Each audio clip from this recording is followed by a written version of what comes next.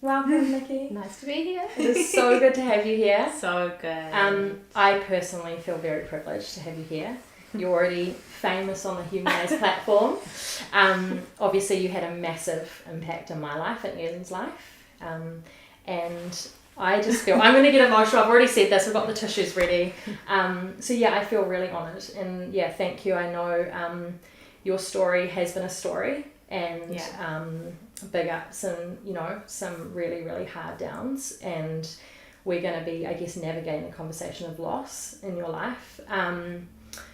So I'm going to stop talking before I lose it. And tell us a little bit about your story.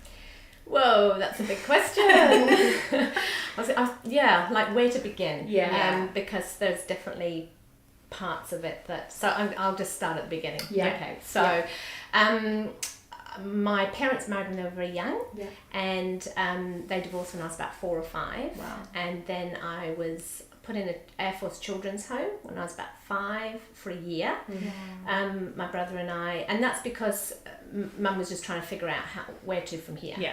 And so we were there for about a year, and then when she came to get us, she had another man with her. And we moved around a lot in those early stages. And then she married him finally when I was about 9. And I kind of remember thinking, we've got this lovely family, finally. And I was bridesmaid at her wedding, which is gorgeous. And then when I was 13, it all came crashing down because he had an affair and the marriage imploded. And so he left, and my brother left home at the same time. He was 16, then I was 13, and it was just Mum and I. And so she then met another year later. She met another guy, and he was kind of like a Crocodile Dundee kind of guy. He was a Kiwi, and she went and lived in another part of England with him. And I was doing well at school at the time, and wanted to stay where I was, didn't want to be rooted again. And so I went to live with Guardians when I was 14, and I was with them for 3 years when that marriage ended, so that disintegrated as well. My goodness. So then, at 17, I went to live with another set of Guardians, and for my last year of school before I went to university. And so I kind of internalized the fact of, as you said, really, I was like, is it me? You know, like, what's going on here? So I went off to university and did an honours degree in English in education, and while I was there, I became a Christian. So I met some amazing people, went to an amazing church, and it just flipped my life around. And having said that, it did, but I felt like I still did a little bit of sitting on the fence while I was there at uni.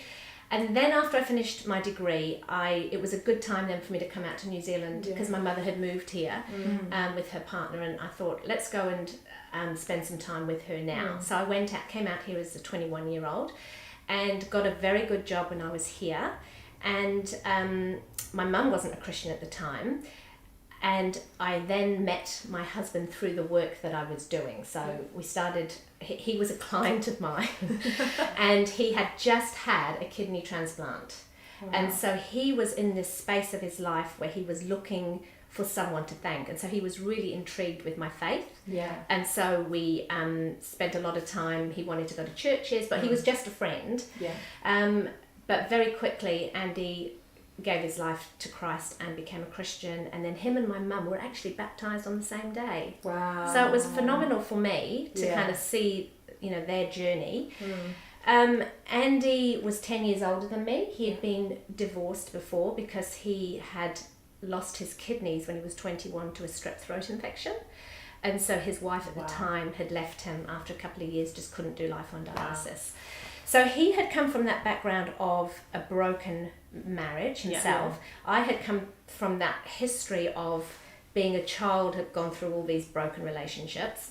And so when we got married, we made a promise to each other that we would do something constructive to build our marriage every year, because we knew you can't just hope for the best. Yes, totally. So anyway, that led us to go to, a couple of years into our marriage, we went to a family life weekend, remember? Get away. The best. I've been very confronting. It is very hard to get me back now. but we went to that, and it changed the trajectory of our life, because Andy came out of that saying, this is what God wants me to do. I know that for a fact. And so it took us a year, but then we joined full time and we ended up being the directors of Family Life. So we did that together for the next 25 years. Wow.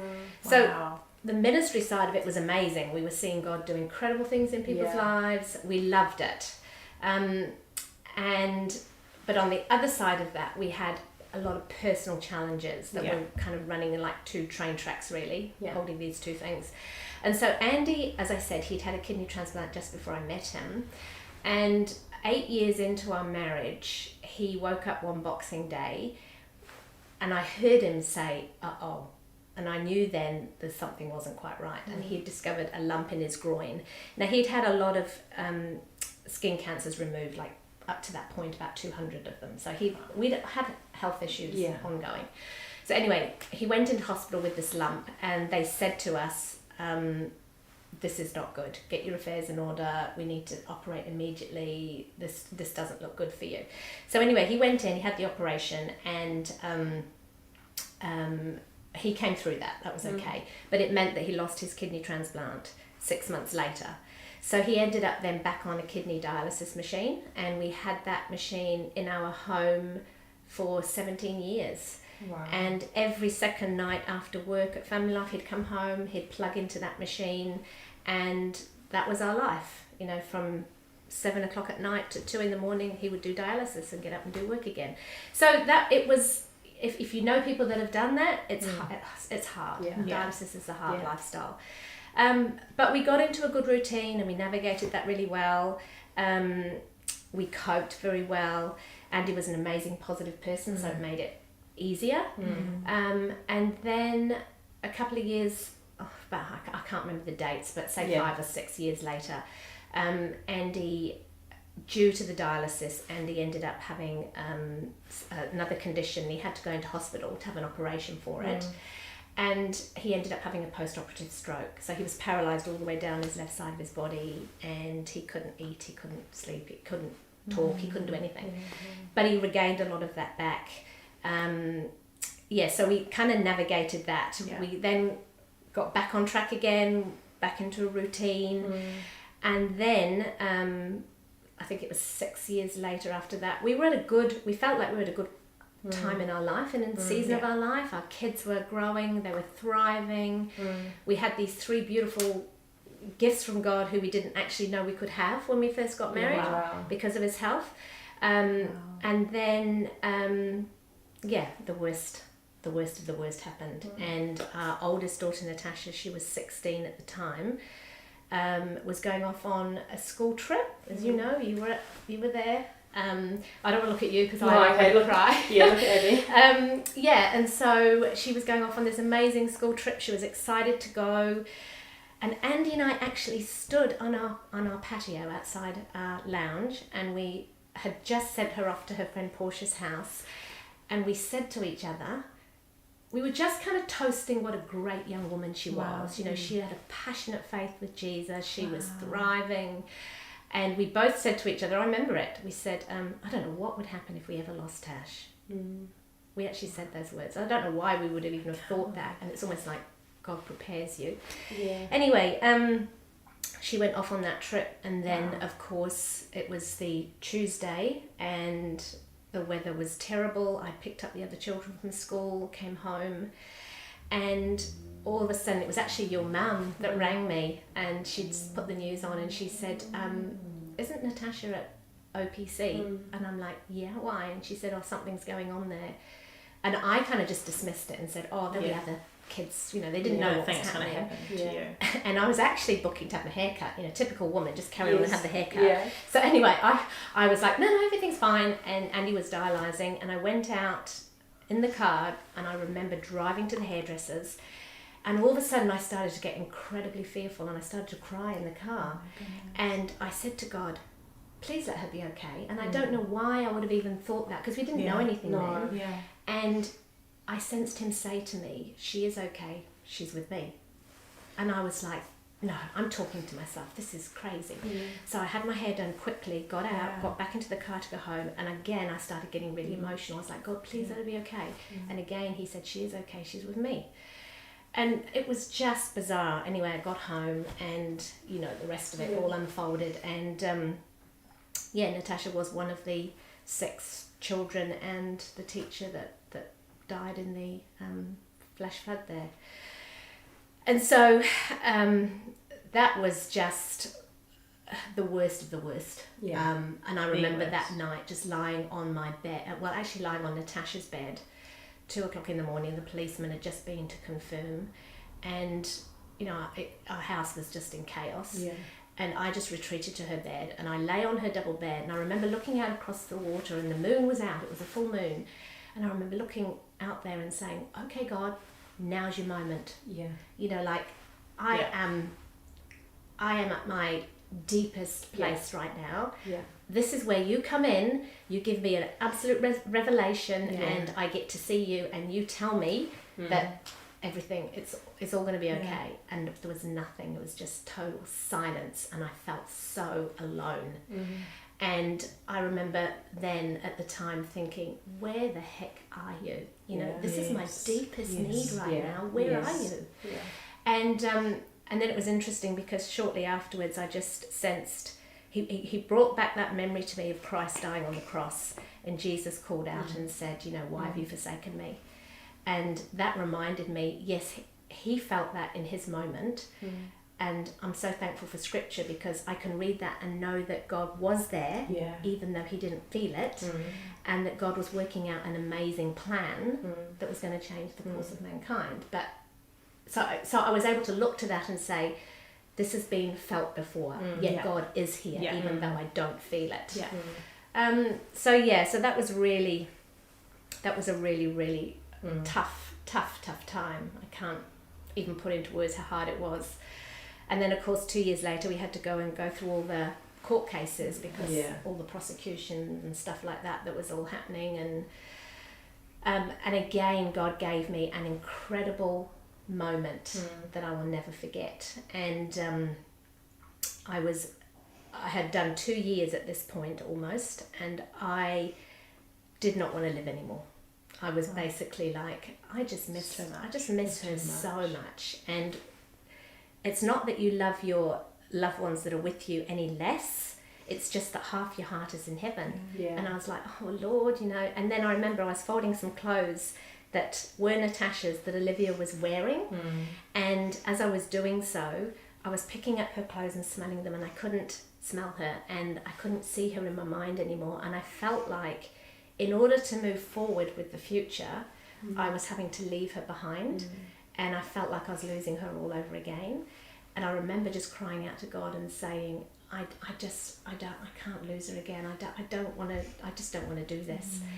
And he said to me in that moment, he said, Nikki, you're not leaving her behind. And he said, what's happened is that she has stepped out of your past and she has been moved into your future. And now every day you live is a day you're living towards her, not away from her. Oh my goodness. And it was amazing because, I mean, I knew that in my head, but I actually got to feel it in my heart. And that was a game changer for me because it meant that I could then look forward to the best was yet to come, you know. And so it really did change my whole perspective on doing life again. That was part of my journey there. And then of course it didn't get better because Andy then went and had 2 heart attacks shortly after that, and I think it was due to having a broken heart. And then I feel like this is all about just loss. But then we were, the kids kind of were growing up, and we were finding our groove, and you know, life grows around your grief. And then Olivia got married, which was amazing. She married Asher, and then Ben left home, both on the same day. So we became empty nesters on the same day, just immediately. They both left to go to Australia. And so they went, and then 4 months later, Andy's mum died, and we all live on the same property. So there were all of us, Andy's parents and us, we all grew up for 25 years on this place. Wow. It was amazing. So the kids left, and then mum died 4 months later, suddenly to an aneurysm. And then 10 months later, Andy passed away suddenly due to issues with his heart, and then Dad passed away 6 months after that. So all of a sudden it was just, I was on my own, and it was just like, whoa, just so much loss all in one go. And I think when Andy went, it was kind of like, even though we'd lived with his health issues, you never think that's it's always somewhere in the distance it's going to happen, but not now. And so there's been a lot of loss. And surely you think, why me again? Like you feel like you've had your dose a little bit of that, and then here we are, your husband passing away, the love of your life. They say the hardest grief, I could be wrong, to go through is a child. Passing is the most excruciating pain that a human will ever feel, is the loss of a child. So because the situation somewhat was out of your hands with Natasha, how did you get to a place of forgiveness? And that's interesting, isn't it? Because forgiveness was easy on the one hand and it was hard on the other. So it was okay to move through it in the way that we taught it at Family Life. I mean, we had been teaching on the principles of forgiveness for a long time, so I knew the process in my head, and I knew the benefits of forgiveness. But where it gets hard is when your human emotions get in the way. And as you said with Natasha's, over time it became a litany of errors. We thought it was an accident to begin with, but then there were things that happened, and so you're navigating that as well. So you have to do a lot of forgiveness because there's a lot of people that you actually have to forgive. And so I think I discovered that forgiveness isn't a one-off thing. It's something that I've had to revisit time and time again. But every time I've chosen to forgive, and it's not been easy, but every time I've chosen to forgive, I felt like God has just lessened the pain a little bit more. And you're then not dictated by your pain so much, which is, and you may know that quote, forgiveness sets the prisoner free, and then you realise the prisoner was me. It's a gift that we give to somebody, but we benefit for it. But it's not an easy journey, but it's a necessary one. So true. What do you think is your biggest battle you find today? Today it's probably being on my own. We've done, Andy and I did 25 years of marriage together, but not just marriage, we did ministry, we did our life, everything we did together. We created things together, we wrote books together, we just did everything together. And so, and I am a people's person, and so I find it being on my own. And also it's been hard trying to find my place in family life too, because it's a marriage ministry. And I'm like, okay, I'm now a widow. What do I have to offer here? All of that. So I think just finding your identity again, and finding, so now God, what do you want to do with me? I know I'm not over yet. Still here. So I think just finding my place again has been difficult. And I think now and again it's also been dealing with disappointment in God. I mean, I never thought that this would be a road that we would travel. And so I have been disappointed. But I've wrestled with that with God, and He's brought me out into on this side in a good place. But I think you have to go through that, and you have to be honest, and not put a band-aid on it. Pretend everything's fine. And it's that relationship with Him that is able to get you to that space. Is having that, asking the hard questions. What is one thing? Well, I'm sure He's taught you a lot of things that Andy has taught you that you'll never let go of? Oh, gee, I could write a book on that. Well, because there's two of you, I'll give you two things. So Abby, for you, I'll say the thing that I think the one thing I'll always be thankful to Andy for is he taught me to say yes more than I would say no. Oh, wow. So I was naturally more of a no person. I was good with boundaries, you know. Yeah. I was kind of like, I was quite protective. Yeah.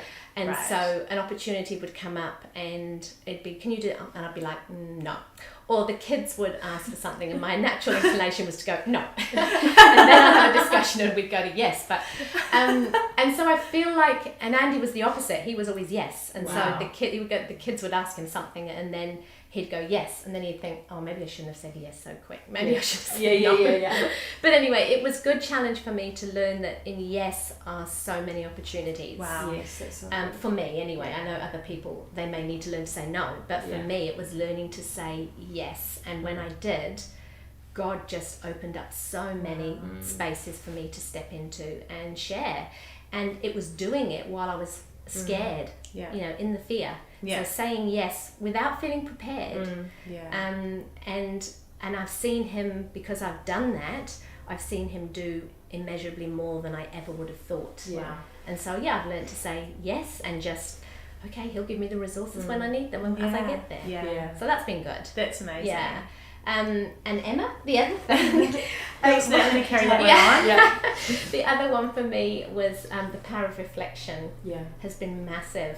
And I learned this actually after Andy died, because we were going through his computer and we found this list that said 5 questions to ask myself daily.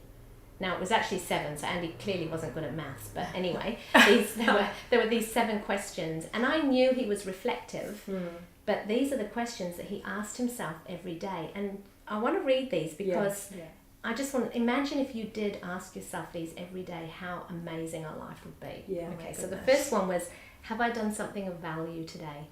Wow. Did I make a difference in someone's life today? I like this one. How did I show Nikki how much I love her? Oh my goodness. He was such a great man. Did I take good care of my body today? Wow. Did I have a positive, optimistic attitude today? Wow. Did I honour Christ in all my dealings? And did I do anything I need to apologise for? I know. My And life I is mean- forever changed. I am getting those on my wall. I know. I We need just to think put those up. they're beautiful, you know. Oh and my I think goodness. if we all were more reflective at the end of the Yes. day, Yeah. I mean, it's called confession in Yeah. the olden days, I guess. Yeah. But if we were just more reflective, I think, of how we do our daily Yes. lives, It would just- change the next day. Absolutely, yeah. Yes. So they're 2 powerful things I take with Wow. me: reflection and say yes. Yeah. Which is why I said yes to you. Yes, I'm so Otherwise, it glad would have you been a did. big fat no. It would have been a I don't think so. Oh, it's so good. And we're so honoured for that. He was such a great man. Yeah, he was. He was, and He I got to really do was. life with him. Yeah.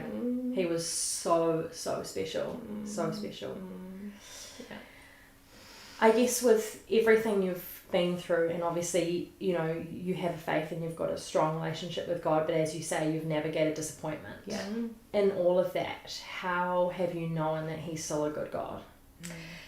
Yeah, I think a couple of things. I realised after Tasha died that there were some things about my faith I didn't like, and I didn't know that until she died. So I realised I had a bit of a transactional faith with God, and I had that, what you said before about, that you've been through so much and now this, and there was a bit of that, you know, like, hang on a minute, haven't we been through enough, and now there's this, you want us to do this?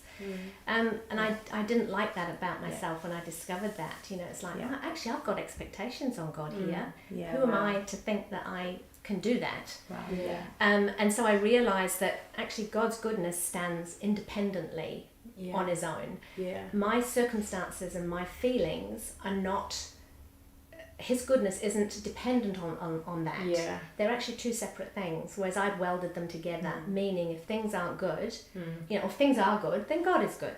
Yeah. When things aren't going the way I want them to, then hang on a minute. Yeah. Yeah. And so it was like, no, this is an independent, God is good, and Yeah. this is going on. And so I think kind of splitting those 2 things was very helpful for me. And also focusing on His promises, you know, what He promises. I realised that there were a lot of promises I thought that actually weren't promises, Yeah. you know. And so, and understanding, I think too, that those promises that He gives us not just for this life, because Yeah. I remember one that I struggled with, and that was that he gives you the desires of your heart, if you're seeking him. And I remember saying to him, but what about Natasha?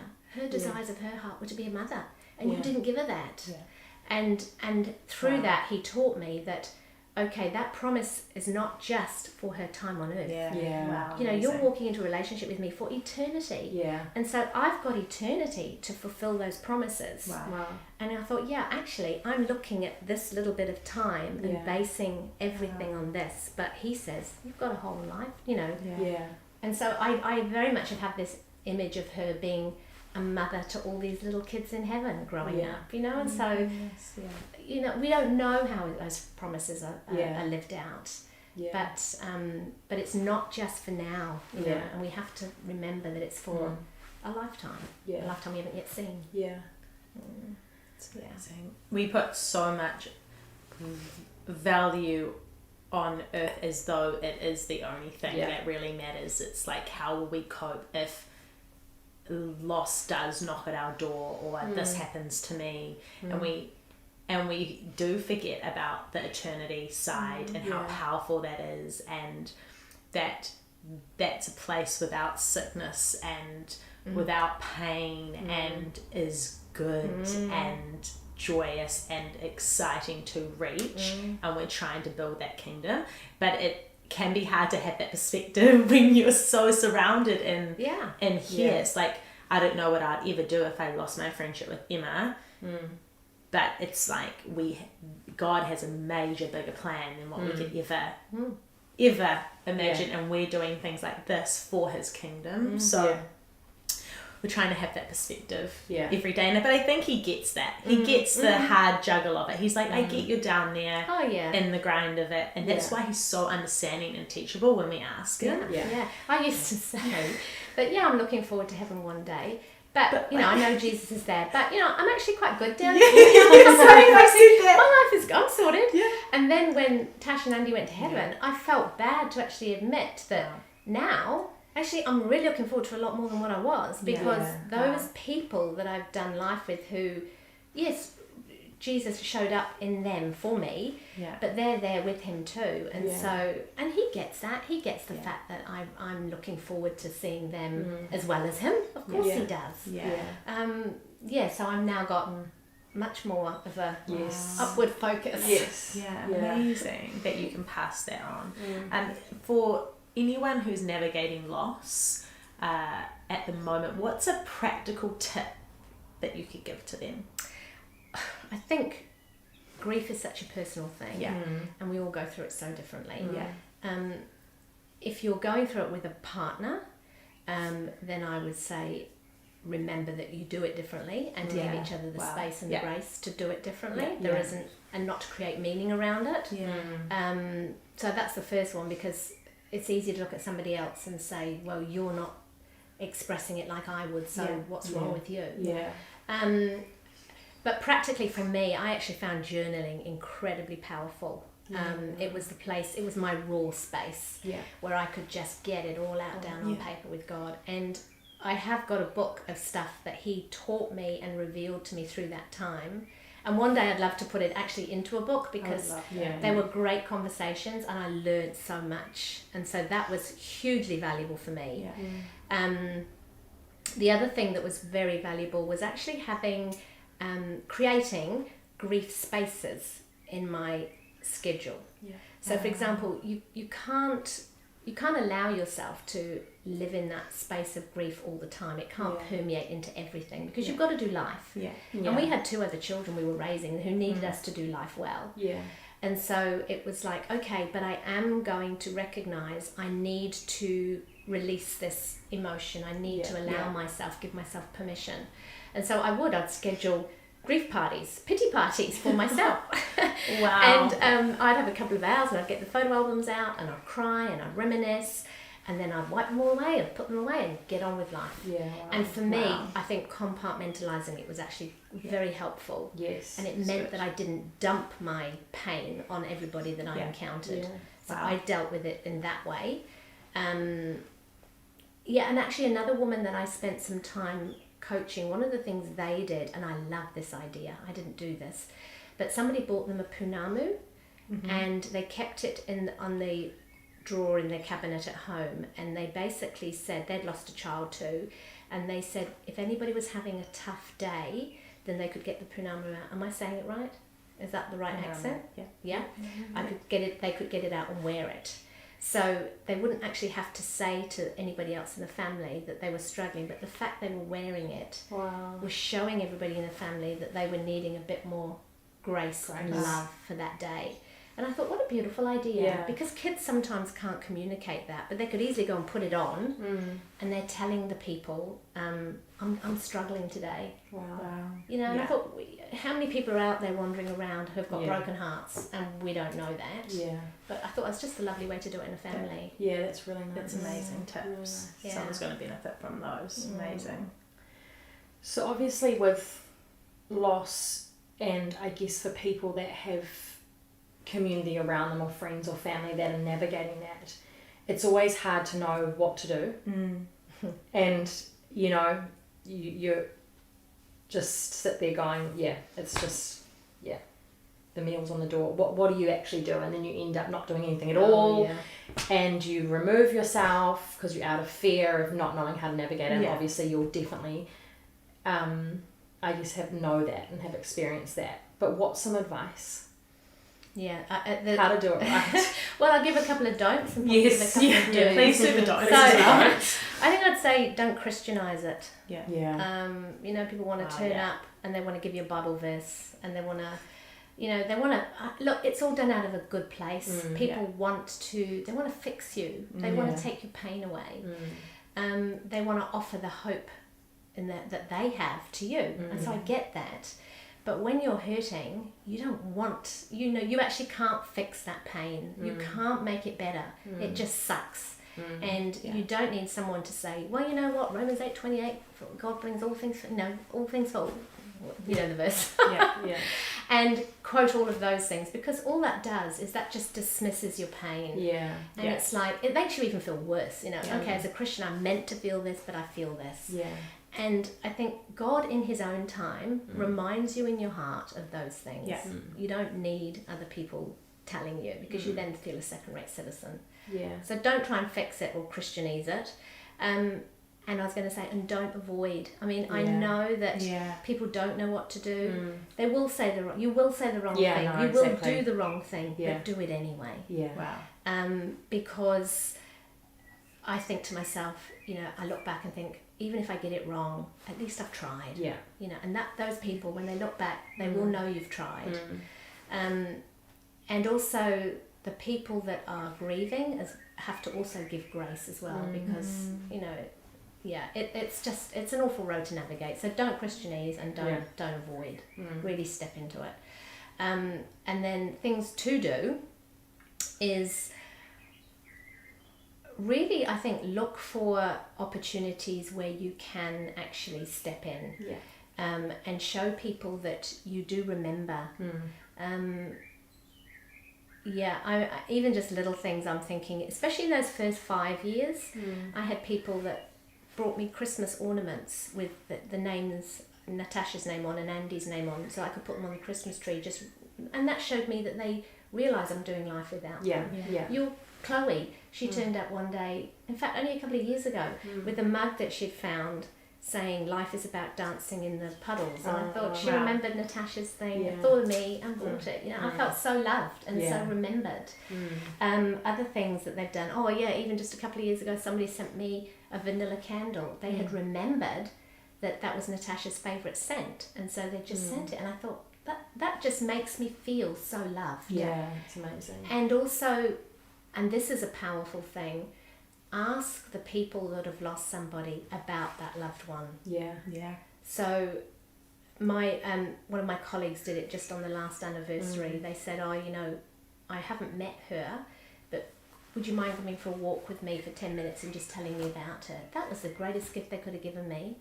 I was able to talk about her. Acknowledging her. And, I just, it's remembering that we are, even though they've gone, our life, we carry them with us, and so we want to be able to talk about them and how they've impacted our life and what we miss about them, and all these things. They're just gifts, and so I think try and find ways to bring them into your life, because they're just doing life somewhere else. Exactly.